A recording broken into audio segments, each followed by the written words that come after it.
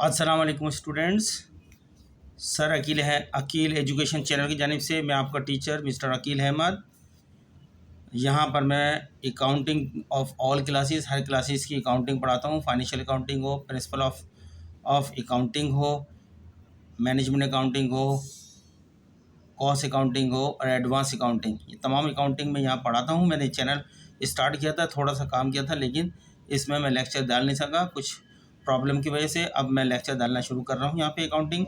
आज जो मैं आपको कराऊँगा, अभी जो है रिसेंटली जो है 9 तारीख को 9 जनवरी 2024 को कराची यूनिवर्सिटी से ADC पार्ट 1 के स्टूडेंट ने एग्ज़ाम दिया था। अकाउंटिंग का पेपर, पार्ट 1 की अकाउंटिंग का पेपर, वो अकाउंटिंग के पेपर का मैं पहला क्वेश्चन यहाँ पे सॉल्व कराऊंगा, जो 3 पार्ट में ABC पार्ट के अंदर है।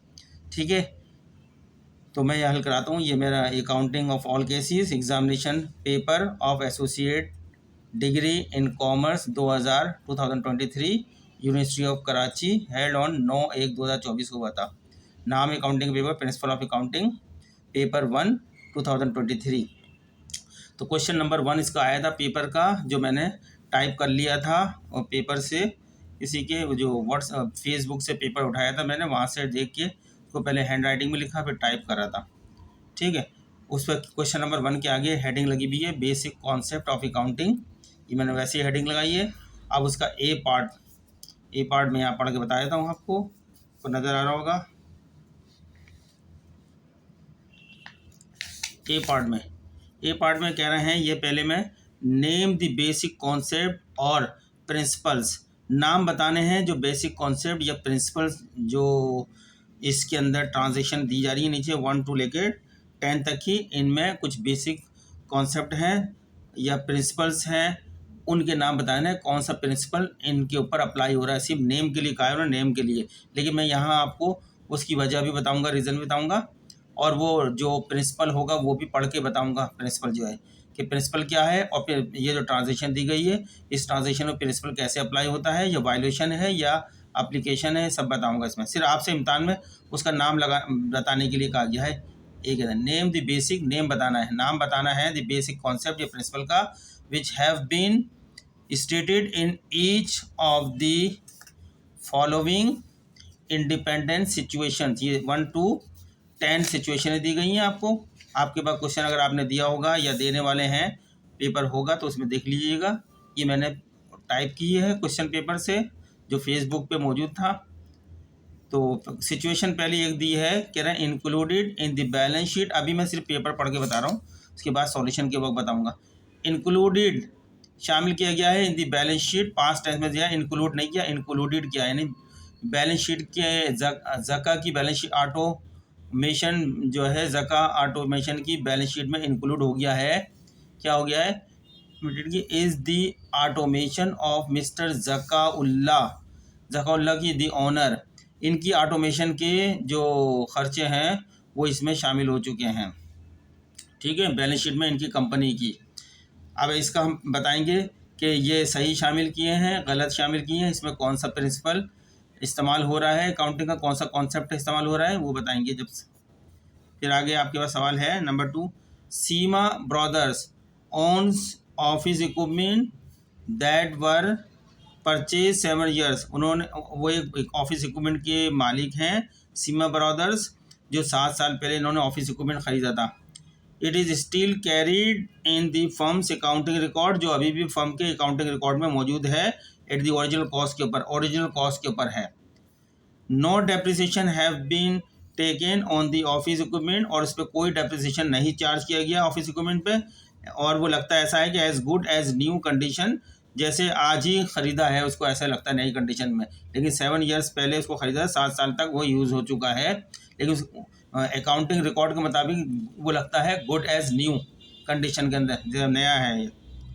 ठीक है, यहाँ कौन सा प्रिंसिपल इस्तेमाल होगा वो हम प्रिंसिपल बताएंगे, और इसमें क्या वायलेशन की गई है, क्या ख़राब की गई है, उसके मुताबिक, इस प्रिंसिपल के मुताबिक करना है, कॉन्सेप्ट वगैरह ये सब हम बताएंगे जब सॉल्व करेंगे। तो number 3, a machine was purchase of ₹100,000, यानी 1 लाख रुपये, 1 lakh, and recorded in the book without any supporting document, आपने मशीन खरीदी थी 1 लाख रुपए की और उसको रिकॉर्ड कर दी कारोबारी बुक के अंदर अपनी अकाउंट्स की किताब में बिना किसी सपोर्टिंग डॉक्यूमेंट के, क्योंकि हर ट्रांजैक्शन सपोर्टिंग डॉक्यूमेंट से ही रिकॉर्ड की जाएगी जब भी वेरीफाइड हो सकती है, लेकिन इसमें बिना सपोर्टिंग डॉक्यूमेंट के रिकॉर्ड की गई है। अब यहाँ आपने बताना है उसका नाम कि कौन सा प्रिंसिपल अप्लाई हो रहा है, यहाँ पर जिसको फॉलो करना चाहिए था वो कौन सा प्रिंसिपल था वो हम बताएंगे अभी यहाँ पे।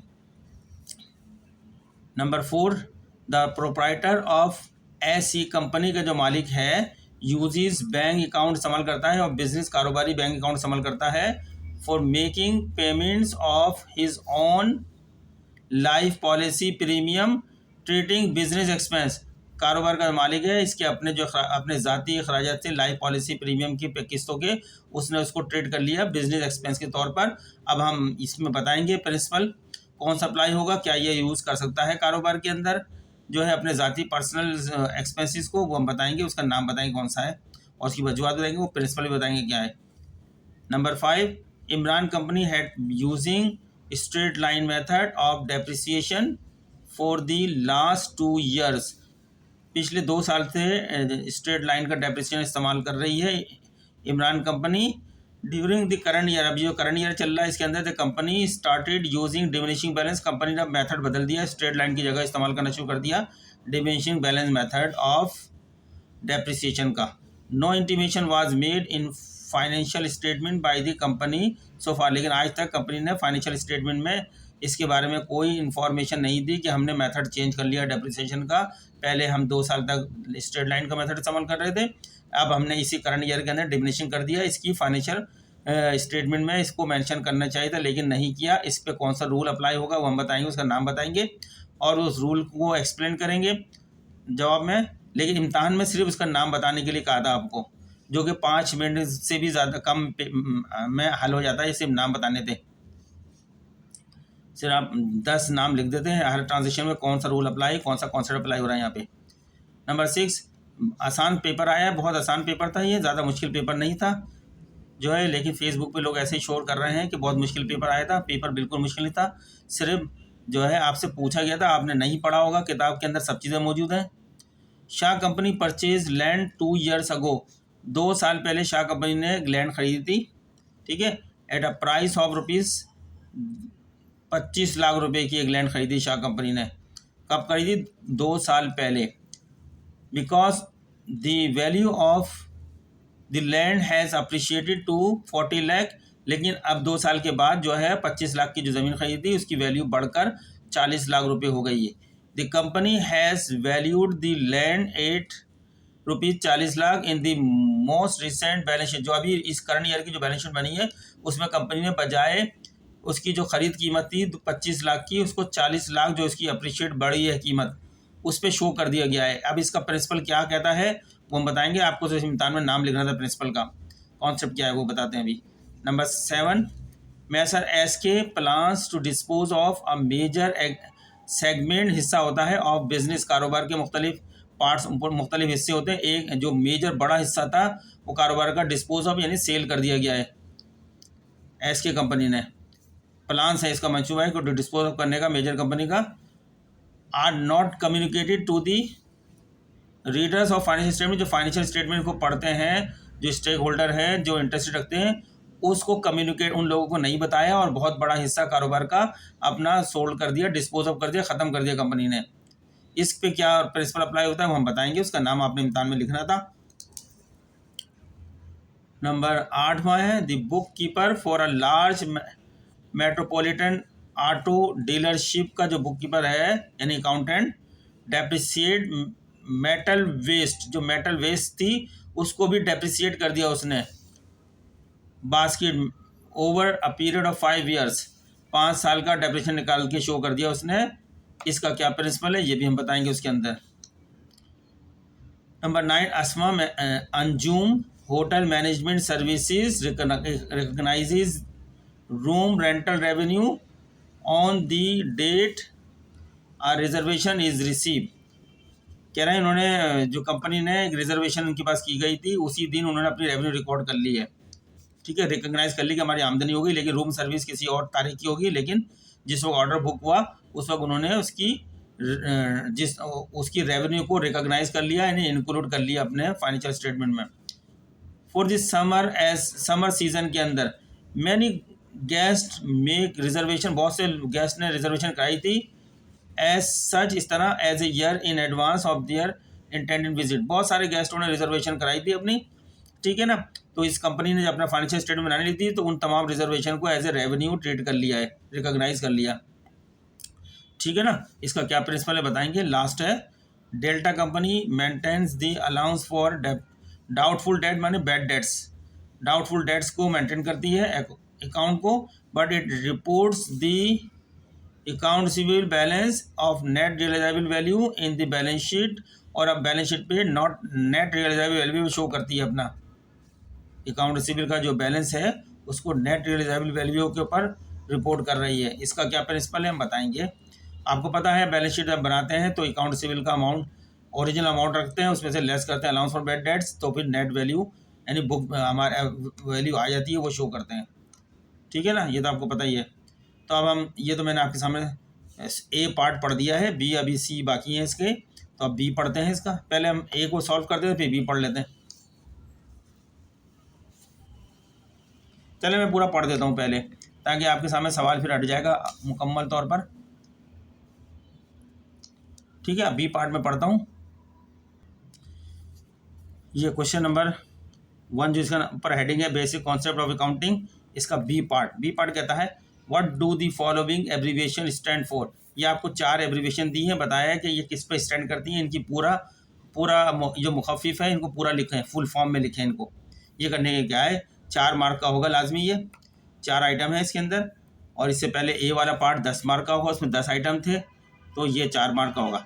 अब ये हम बताएंगे GAAP किसका स्टैंड करती है, AICPA इसका फुल मुखफ़िफ क्या है, FA नंबर 3 में FASB का फुल मुखफ़िफ का फुल जो है एब्रीविएशन क्या है इसकी, और IAS की क्या है। ये बी का भी हम आपको सॉल्यूशन करके बताएंगे। और सी है जो इसका लास्ट था क्वेश्चन नंबर 1 का, सी में a number of business transaction carried out by Amjad company are as follows. Amjad company ने कुछ ट्रांजेक्शन की हैं जो नीचे दी जा रही हैं। अभी बाद में रिक्वायरमेंट में पूछेंगे कि क्या करना है इन ट्रांजेक्शन का। पहली ट्रांजेक्शन है sold land for cash at a price equal to its cost. एक ज़मीन को आपने बेच दिया है, कैश नकदी में बेचा है, कैश में, और वो कितने की बेचा, जितने की कॉस्ट थी उतने में ही बेच दिया, इक्वल टू इट्स कॉस्ट, जितने की खरीदी थी उतने में बेच दिया है आपने। फिर दूसरी ट्रांजेक्शन है पेड अ लाइबिलिटी, आपने लाइबिलिटी पेड कर दी, ठीक है ना, जो कर्जा था उसको अदा कर दिया, ये ट्रांजेक्शन है। क्या करना है अभी रिक्वायरमेंट बताएंगे वो आपको। नंबर 3 में sold land for cash at price in axis of cost, एक लैंड थी उसको उन्होंने बेच दिया है कैश में नकदी के अंदर, लेकिन जो उसकी कॉस्ट थी कॉस्ट से ज़्यादा में बेचा है, प्रॉफिट में बेचा है, गेन किया है इन्होंने, ठीक है। फिर 4 में है purchase a computer on credit, उधार में कंप्यूटर खरीदा है इन्होंने। फिर कहते हैं the owner invested cash in the business, मालिक ने कारोबार में सरमाएकारी की है, यानी कैश लगाया है कारोबार में। Transaction purchase office equipment for cash, office equipment आपने परचेज करा है कैश में। ये आपके सामने रिक्वायरमेंट आ गई है, यानी क्या बनाना है आपने, कह रहे हैं इंडिकेट करें, जाहिर करें the effect of each of this transaction. ये जो ऊपर ट्रांजेक्शन दी गई है, हर ट्रांजेक्शन में जो इफेक्ट आ रहा है उसको इंडिकेट करें कि बैलेंस शीट पे उसका क्या इफेक्ट पड़ेगा, on balance sheet equation, balance sheet equation के ऊपर क्या इफेक्ट पड़ेगा वो आप जाहिर करें, बताएं कि क्या इक्वेशन पड़ेगा, किस तरह बताना है। बोले यूजिंग आई फॉर इंक्रीज, जो इंक्रीज हो रहा है इफेक्ट उसके लिए आई लिखिएगा, और जो डिक्रीज हो रहा है उसका इफेक्ट की जगह पे डी लिखिएगा, और जहाँ जिस पे कोई असर नहीं पड़ रहा उस ट्रांजेक्शन का बैलेंस शीट पे तो नो इफेक्ट लिखिएगा, जिन यहाँ बताया भी है। एन ई का मतलब नो इफेक्ट, डी का मतलब डिक्रीज, और आई का मतलब इंक्रीज। सही है स्टूडेंट्स, ये मैंने आपके सामने पूरा सवाल पढ़ के बता दिया है, कोई मुश्किल सवाल नहीं था, बहुत आसान सवाल था। अगर स्टूडेंट मुश्किल समझ रहे हैं तो उनकी स्टडी में कमी थी, उन्होंने सही तरीके नहीं पढ़ा, या जिस सेंटर ने पढ़ाया उनको सही तरीके नहीं पढ़ाया। किताबें पढ़ना चाहिए हमेशा अकाउंट्स की। आजकल जो पेपर आ रहे हैं उसके लिए लाजमी है कि आप पूरी किताब को अच्छी तरह पढ़ के जाएँ अकाउंटिंग की।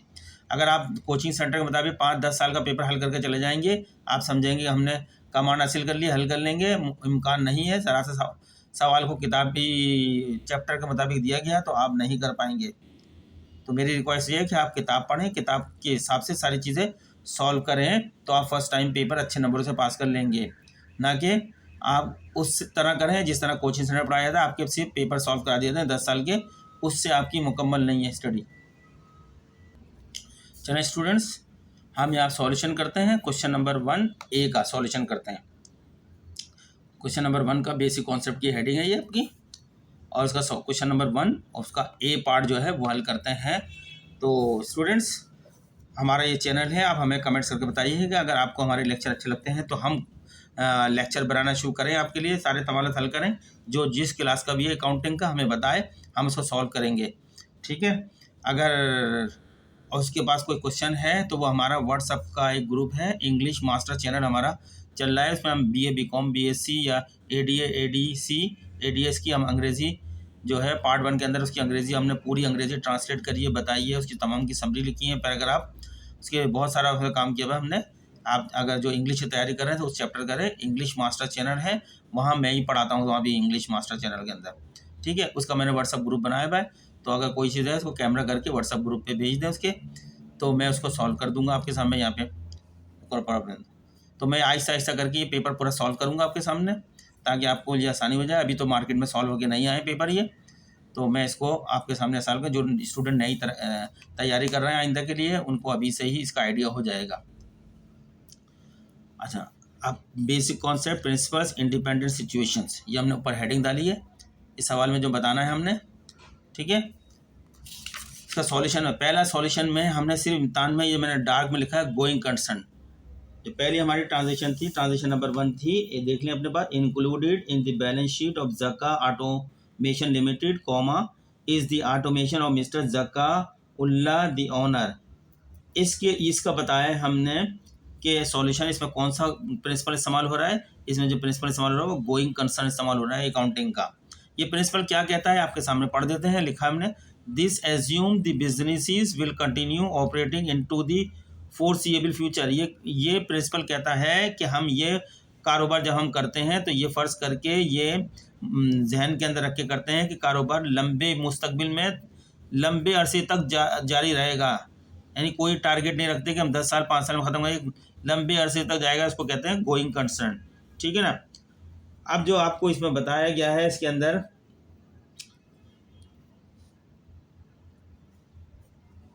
Assets like the owners automation, जो सवाल में बताया गया आपका, उसके ऊपर बता रहा हूँ। Assets like the owners automation are not included in the balance sheet. जो ओनर्स के ऑटोमेशन थी, जो ओनर्स की अपनी ज़ाती गाड़ी थी, जो उसके अपने ज़ाती असेट्स थे, आर नॉट इंक्लूडेड, नहीं होंगे, in the balance sheet as it is a personal asset not business property. इसमें कहते हैं कि मालिक के जो भी ज़ाती असासे होते हैं उसको कारोबार के साथ कारोबार की बैलेंस शीट में नहीं शो कर सकते आप। जैसे कि आपकी ये सिचुएशन नंबर 1 में कहा गया है कि इंक्लूडेड, शामिल कर लिए गए हैं इन द बैलेंस शीट के अंदर ऑफ जक्का ऑटोमेशन लिमिटेड की, क्या करें, is the automation of mister Jakka Ullah the owner. जो कारोबार का जक्का उल्ला साहब मालिक हैं कारोबार के, उन्होंने अपनी गाड़ी को कारोबारी एसेट शो करके उसकी बैलेंस शीट में शाया कर दी। जबकि गोइंग कंसर्न कहता है, गोइंग कंसर्न के मुताबिक आप जो है this assume the business will continue operating into the foreseeable business. Assets like the owner's automation are not included in the balance sheet as it is a personal asset not business property। ठीक है, यहाँ going concern की जगह मैं आपको लिख देता हूँ सेपरेट, ये लिखिएगा आंसर, मैंने यहाँ गलत सही तरीके पढ़ा नहीं था। Separate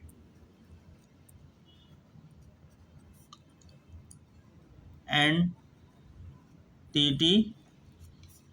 concept. आप इंसान में ये जवाब में ये लिखिएगा, सेपरेट एंटिटी कॉन्सेप्ट ये कहता है कि कारोबारी चीज़, जो चीज़ें, जो कारोबार है वो अलग है, जो मालिक है वो अलग है। मालिक की किसी चीज़ को कारोबार की चीज़ के साथ नहीं जोड़ा सकता, या मालिक के ज़ाती अखराजात को कारोबारी अखराजात के साथ नहीं लाया जा सकता। ठीक है, इसको सेपरेट एंटिटी कॉन्सेप्ट या एंटिटी कॉन्सेप्ट भी कह सकते हैं। सही है स्टूडेंट्स, आपने सिर्फ इम्तिहान में ये नाम लिखना है, separate entity concept. Separate entity concept ये कहता है कि कारोबार के असासे अलग होते हैं, मालिक के असासे अलग होते हैं, इन दोनों को अलग अलग ट्रीट किया जाए।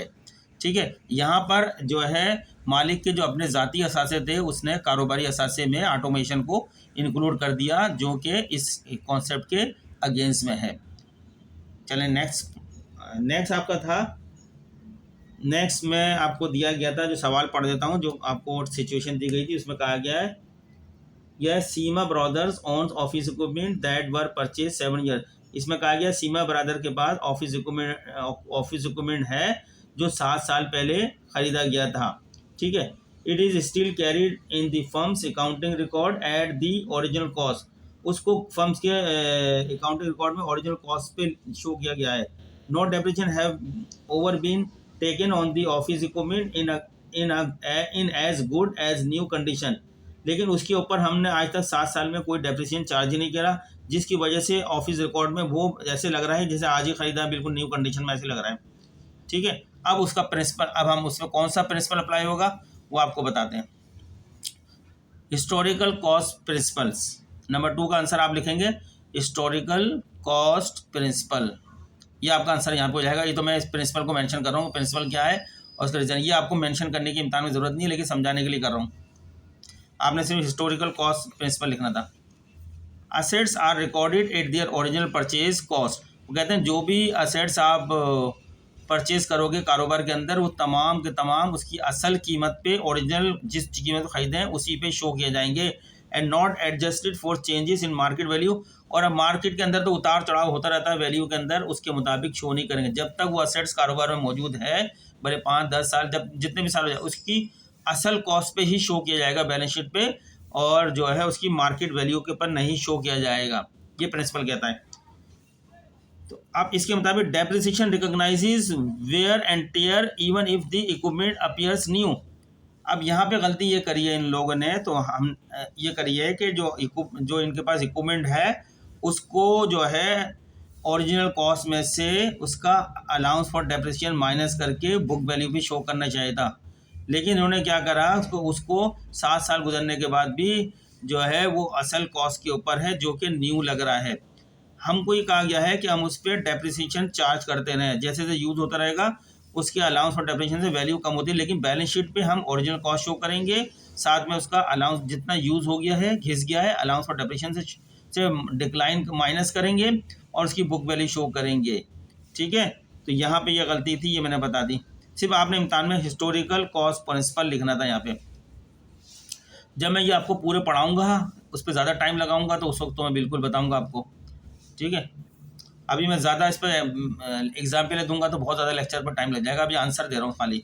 थर्ड आंसर, थर्ड में आपने लिखना है अकाउंटिंग एविडेंस। थर्ड आपके पास था, अ machine was purchase of ₹100,000 and recorded in the books without any supporting document. 1 lakh रुपए की कारोबार में मशीन खरीदी गई और उसको बिना किसी सपोर्टिंग डॉक्यूमेंट के रिकॉर्ड कर दिया गया है, तो उस पर इस्तेमाल हो रहा है अकाउंटिंग एविडेंस, यानी ये वाला प्रिंसिपल इस्तेमाल हो रहा है अकाउंटिंग एविडेंस। आपने इम्तिहान में सिर्फ इस ट्रांजेक्शन आगे अकाउंटिंग एविडेंस लिखना आंसर। ये एविडेंस कहता है transaction must be supported by documented evidence for transparency and reliability. ये कहता है कि हर ट्रांजेक्शन जब भी रिकॉर्ड की जाएगी वो सपोर्टिंग डॉक्यूमेंट्स के साथ रिकॉर्ड की जाएगी। अब इस ट्रांजेक्शन में सपोर्टिंग डॉक्यूमेंट्स का फुकदान है, lack of document, weakness the transaction validity के अंदर, तो वो ट्रांजेक्शन सही नहीं कहलाएगी। ये मैंने थोड़ा बस पर तबसरा कर दिया। सिर्फ आपने इम्तिहान में अकाउंटिंग एविडेंस लिखना है, क्योंकि आपने जो ट्रांजेक्शन रिकॉर्ड करी है वो विदाउट एविडेंस के लिए है, जबकि ये अकाउंटिंग एविडेंस कहता है कि हर ट्रांजैक्शन सपोर्टिंग डॉक्यूमेंट्स के यानी उसकी एविडेंस के साथ ही रिकॉर्ड की जाएगी। नंबर 4 का आंसर आपका है एंटिटी कॉन्सेप्ट इस्तेमाल हो रहा है। 4 में कहा गया है द प्रोप्राइटर्स ऑफ ऐसी company uses bank account of business for making payment of his on life policy premium treating business expense. इसके अंदर एंटिटी कॉन्सेप्ट, यानी जो मैंने ऊपर पैरा लिखवाया था सेपरेट, ये जो लिखवाया था मैंने सेपरेट एंटिटी कॉन्सेप्ट लिखवाया था, वही सेपरेट एंटिटी कॉन्सेप्ट यहाँ भी इस्तेमाल हो रहा है, क्योंकि मालिक ने जो है अपनी life insurance policy, personal life insurance policy की पेमेंट करी है, लेकिन उसको शो कर दिया बिजनेस एक्सपेंसेस क्या वो। और ये एंटिटी कॉन्सेप्ट कहता है कि कारोबार अलग है और उसके मालिक के अपने ज़ाती असासे, अपने ज़ाती मामला अलग हैं, कारोबार अलग है, दोनों अलग अलग है, लिहाजा मालिक अपने ज़ाती एक्सपेंसेस को कारोबारी एक्सपेंसेस के साथ नहीं जोड़ सकता। Using business funds for personal experience violate this principle, तो मालिक ने इस प्रिंसिपल की वायलेशन की है, खिलाफ वर्जी की है। ठीक है, या सिर्फ आंसर देना, एंटिटी कॉन्सेप्ट देना या सेपरेट एंटिटी कॉन्सेप्ट। ये तो मैं आपको समझाने के लिए लिख रहा हूँ, लेकिन आपने इम्तिहान में सिर्फ नाम लिखना है, जो मैंने डार्क में लिखा है ना, नाम बोल्ड करके लिखा है। नंबर 5 में कहा है Imran company had been using straight line method of depreciation for the last 2 years. During the current year, the company started using diminishing balance method of depreciation. No intimation was made in financial statement by the company. So इस situation में कहा गया है कि Imran company ने जो है 2 साल तक जो है डेप्रिसिएशन रिकॉर्ड करा स्ट्रेट लाइन से, 2 साल के बाद करंट ईयर का डेप्रिसिएशन रिकॉर्ड कर दिया डिमिनिशिंग बैलेंस मेथड से, यानी मेथड चेंज कर दिया। अब उसके ऊपर लग रहा है, जो आपने आंसर देना है, कौन सा प्रिंसिपल लग रहा है, कंसिस्टेंसी प्रिंसिपल लग रहा है यहाँ पे। यानी कंसिस्टेंसी प्रिंसिपल कह रहा है accounting method should be consistently applies across reporting period for comparability. कह रहे हैं जब आप एक बार कोई मेथड लगाना शुरू करते हैं तो उसको कंटिन्यू आप इसको यूज़ करेंगे, चेंज नहीं कर सकते उसको। तो इसने बिना किसी इंटीमेशन के चेंज कर दिया, जो कि वायलेशन की थी। Changing method without disclosure compromises consistency, ठीक है ना। तो इसकी खिलाफ वर्जी करी थी। इसमें प्रिंसिपल कंसिस्टेंसी, आपको प्रिंसिपल जो स्ट्रेट लाइन चल रहा था 2 साल का, स्ट्रेट लाइन ही चलाना था।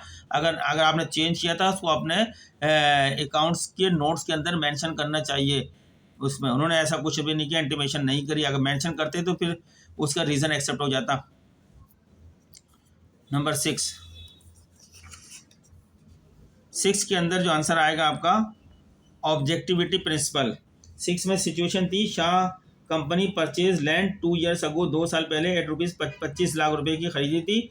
Because the value of the land has appreciated, बढ़ गई है, 40 लाख रुपए तक की हो गई। The company has valued the land at 40 lakh रुपए in the most recent balance sheet. कह रहा है कि 25 लाख रुपए की इन्होंने जो है 2 साल पहले एक ज़मीन खरीदी थी, जो 2 साल के बाद वो 40 लाख रुपए हो गई। उन्होंने बैलेंस शीट पे 40 लाख ही कहीं शो कर दिया है, जो कि गलत की। ऑब्जेक्टिव प्रिंसिपल लगेगा यहाँ पे, objectivity principle. Financial statement should reflect factual information होना चाहिए, नॉट सब्जेक्टिव एस्टिमेट्स। यहाँ पे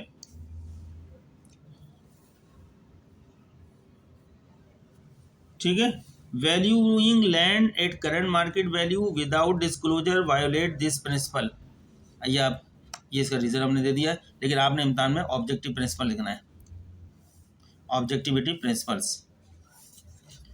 फिर है 7 का आंसर है फुल डिस्क्लोजर प्रिंसिपल। सिर्फ नाम पूछा है उसने, फिर यहाँ full disclosure principle. Messrs S के plans to dispose of a major segment of business are not communicated to the readers of financial statement. उन्होंने जो है उसका बड़ा सेगमेंट जो है डिस्पोज ऑफ कर दिया, जिसकी फाइनेंशियल स्टेटमेंट में कम्युनिकेट नहीं की, बताई नहीं है। कम्युनिकेट माने हम नोट्स ऑफ जो होते हैं ना, अकाउंटिंग नोट्स होते हैं, उसके जरिए कम्युनिकेट करते हैं रीडर को। all material information affecting the financial position and performance should be disclosed to user जो होते हैं रीडर्स हो, उनको डिस्क्लोज करनी चाहिए, नहीं करी है जो वायलेशन करी है इस प्रिंसिपल की। यहाँ सिर्फ आपने आंसर में ये लिखना है फुल डिस्क्लोजर प्रिंसिपल। अब चूंकि उन्होंने not informing about plans to dispose of a business segment is against the principle, उन्होंने रीडर को नहीं बताया कि हमने डिस्पोज ऑफ कर दिया है मेजर सेगमेंट्स, तो वही प्रिंसिपल के अगेंस्ट है ये उनका एक्शन जो लिया गया है। सिर्फ आपने नाम बताना था वहाँ पे। नंबर 8वें के अंदर आपका जो आंसर होगा वो होगा मटेरियलिटी प्रिंसिपल इस्तेमाल होगा। 8वें में आपको कहा था the book keeper for a large metropolitan auto dealership depreciate metal waste basket over a period of 5 years। अब यहाँ पे आंसर में लगेगा सिर्फ नाम बताना, मटेरियलिटी प्रिंसिपल। कहता है only item with a significant impact on financial statement need to be recognize. कह रहा है सिर्फ वो आइटम आप फाइनेंशियल स्टेटमेंट शो करेंगे जो सिग्निफिकेंट है, जिसका मतलब इसकी वैल्यू भी ज़्यादा है। जो छोटी छोटी वैल्यू के बहुत कम डेप्रिसिएट हुए पे या वेस्टेज हुए पे उनको शामिल करने की ज़रूरत नहीं है, ठीक है ना। सिर्फ वो आइटम करेंगे जो वैल्यू जिनकी कुछ वैल्यू है, रखते हैं वो अच्छी खासी, जो है उनको शामिल करते हैं। वो मटेरियलिटी प्रिंसिपल सिर्फ नाम बताना था। लेकिन यहाँ पे केस में क्या है, उन्होंने वेस्ट वाले जो आपका मेटल वेस्ट था, उस मेटल वेस्ट बास्केट जो थी उसको 5 साल तक उसने डेप्रिसिएशन शो कर दिया, जो कि इस प्रिंसिपल के मटेरियलिटी प्रिंसिपल के अगेंस्ट में है। Depreciation of metal waste basket में नॉट बी मटेरियल, ये मटेरियल नहीं है, इंपॉर्टेंट नहीं होता। मटेरियल माने जो वैल्यू रखता हो। ये जो वेस्ट हो चुका है उसकी क्या वैल्यू है, उसका आप डेप्रिसिएशन नहीं कर सकते, क्योंकि जब आप डेप्रिसिएट करेंगे तो अपने असेट बांध के बैलेंस शीट का हिस्सा बना रहे हैं आप, ठीक है। सिर्फ आपने आंसर के अंदर मटेरियलिटी प्रिंसिपल लिखना है यहाँ पे। 9 के अंदर आंसर है आपका रेवेन्यू रिकॉग्निशन प्रिंसिपल्स पूछा है। 9 में कहते हैं Asma Anjum hotel management services recognizes room rental revenue on the date a reservation is receive for the summer season many guest make reservation as much as a year in advance of their intended visit. यहाँ revenue recognition principle इस्तेमाल हो रहा है। वो ये कह रहे हैं कि उन्होंने जो है रेवेन्यू को बुक कर लिया था समर वेकेशन बहुत सारी, और उसी वक्त उसको रेवेन्यू वो कमरों की बुकिंग कर ली थी अपने होटल के लिए, और जैसी बुकिंग कर ली थी उसको रेवेन्यू ट्रीट कर लिया है। ठीक है ना। Principle revenue is recognize when it is earn not when cash you receive. यानी ये प्रिंसिपल बताता है जब कोई सर्विसेज अर्न कर लें, कोई कमरा लोगों ने इस्तेमाल करना शुरू कर दिया है, तो आपने 5 दिन के लिए बुक कराया है तो 5 दिन की जितने भी रेट से आपने उस इनकम को ट्रेड कर लिया कि हमारे पास इनकम हो गई। अब वो पैसे मिले ना मिले या कब मिले वो बात की बात है, उसकी वजह से हम इसको ये नहीं कह सकते आपने कमाई तो कर ली है, मिलता कब है वो बात की बात है, जिसको हम एक्रूअल कॉन्सेप्ट भी कहते हैं। ठीक है। जैसे ही उधार में आपकी ट्रांजेक्शन होती है आप उसको फौरी तौर पर रिकॉर्ड कर लेते हैं, पैसे regardless the money is receive और नॉट।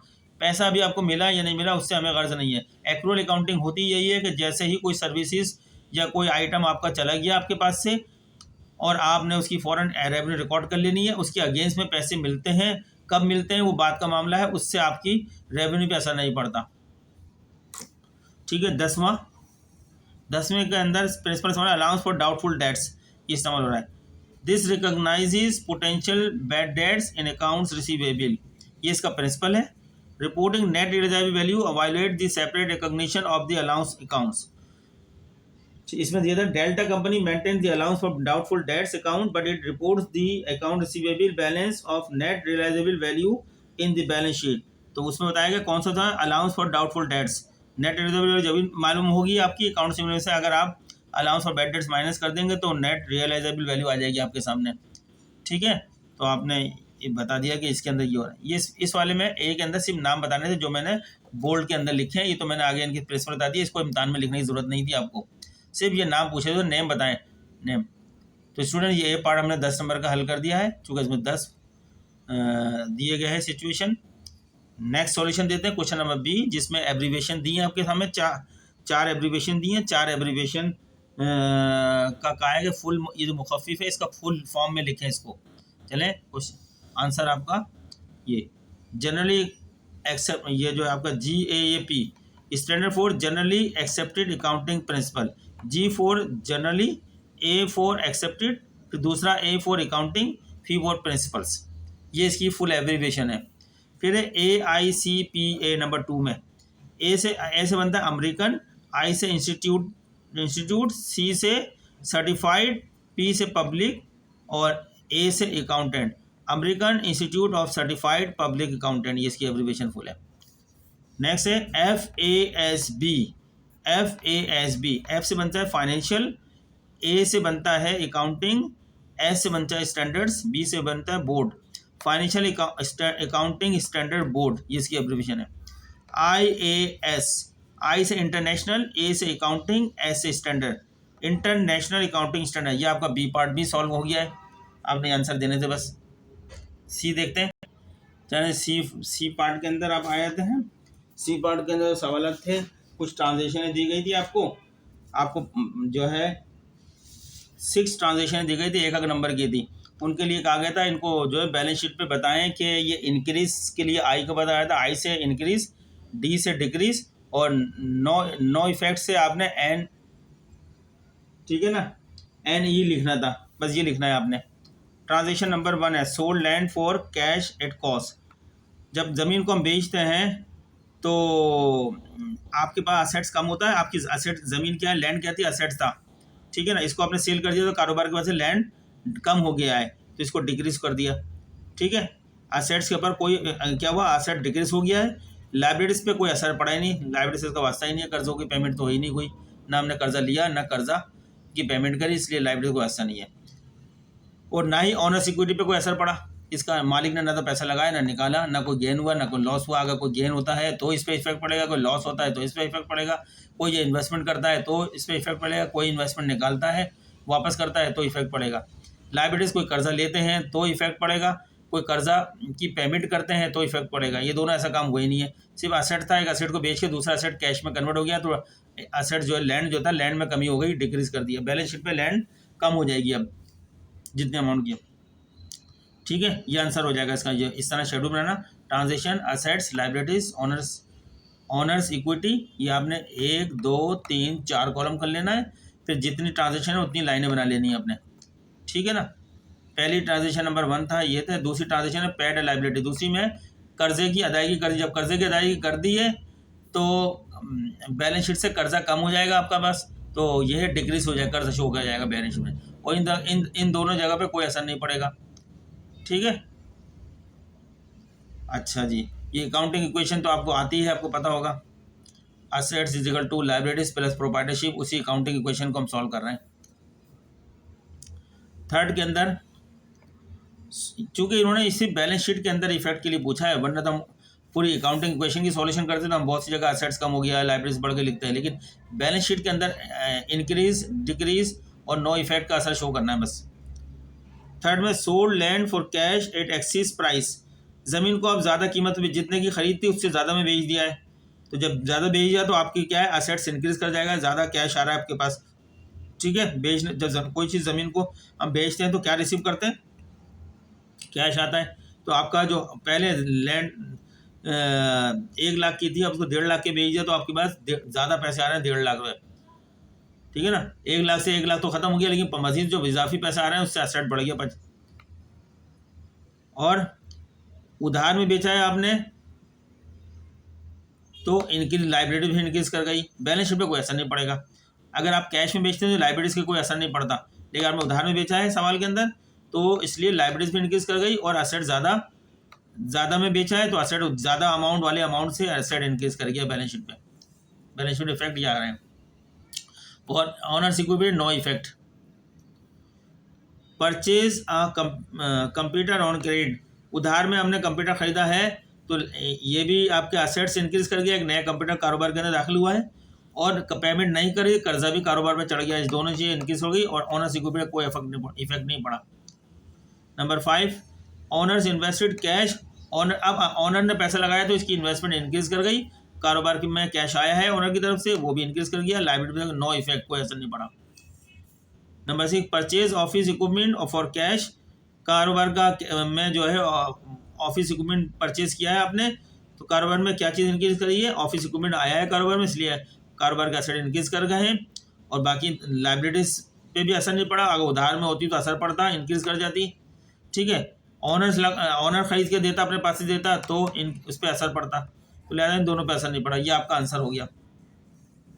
इस तरह सॉल्यूशन देना था। ये क्वेश्चन नंबर आपका 1 हो गया है, जो 9 जनवरी 2024 को ADC पार्ट 1 का पेपर, प्रिंसिपल ऑफ अकाउंटिंग का पेपर आया है, उसका मैंने क्वेश्चन नंबर 1 का हल कर दिया है। अब जैसे टाइम मिलेगा मुझे, मैं क्वेश्चन 2, 3 इस तरह हल करता जाऊँगा।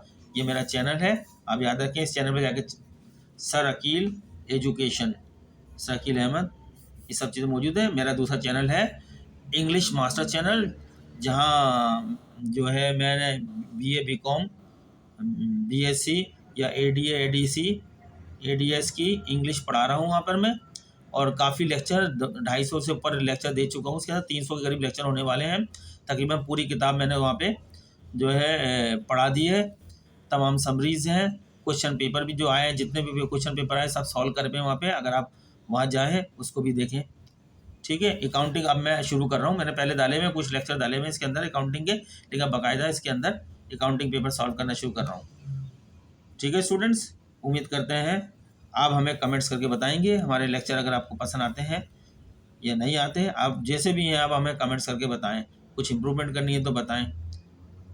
मिलते हैं नेक्स्ट लेक्चर में, तब तक के लिए अल्लाह हाफिज़।